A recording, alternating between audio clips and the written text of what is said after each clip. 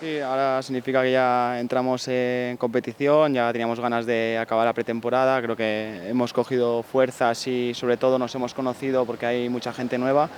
y con ganas de afrontar el partido del domingo, que empiece la competición y esto ya sabemos que no para, así que a por todas. La verdad que se ha firmado con conciencia, sabíamos bueno, sobre todo el club sabía lo que quería y se ha visto sobre todo en los entrenamientos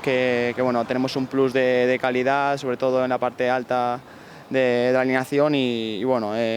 tenemos que ahora juntarlo todo, que todo el mundo se conozca bien y bueno, tenemos mucha confianza en cada uno de nosotros para poder afrontar los objetivos. A centrarnos en los que somos, si tiene que venir alguien pues seguramente sumará, aportará su granito de arena, pero bueno, confianza plena en los que estamos hoy en día, tenemos que afrontar la temporada con ilusión, que es lo que nos transmite el club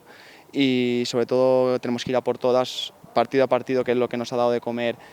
estos años atrás y no volvernos locos, sino que este partido es el más importante de todos y hay que ir a por los 3 puntos. Sobre todo tener esa regularidad que el año pasado nos faltó, porque sí que es cierto que empezamos como auténticos aviones, conseguimos victorias que nos acercó a los puestos de arriba, pero bueno, este año creo que tenemos que seguir con la misma senda y sobre todo en los momentos malos de la temporada que sean cortos y los momentos buenos prolongarlos lo máximo posible para poder estar lo más cerca de la parte de arriba, pero siendo conscientes de que nuestro objetivo es poder conseguir la salvación lo antes posible para luego poder soñar en otras cosas. A términos de grupo, creo que es un grupo complicado, muy competitivo, pero al final lo llevo diciendo siempre que si queremos estar con los mejores, tenemos que competir contra los mejores. Si queremos estar en segunda división, tenemos que competir contra los mejores. Si queremos estar en primera división, pues sí. Este año nos ha tocado un grupo complicado, pero muy ilusionante porque vamos a enfrentarnos a equipos que hace nada estaban en primera división y creo que tiene que ser un aliciente, sobre todo para el equipo y para la afición.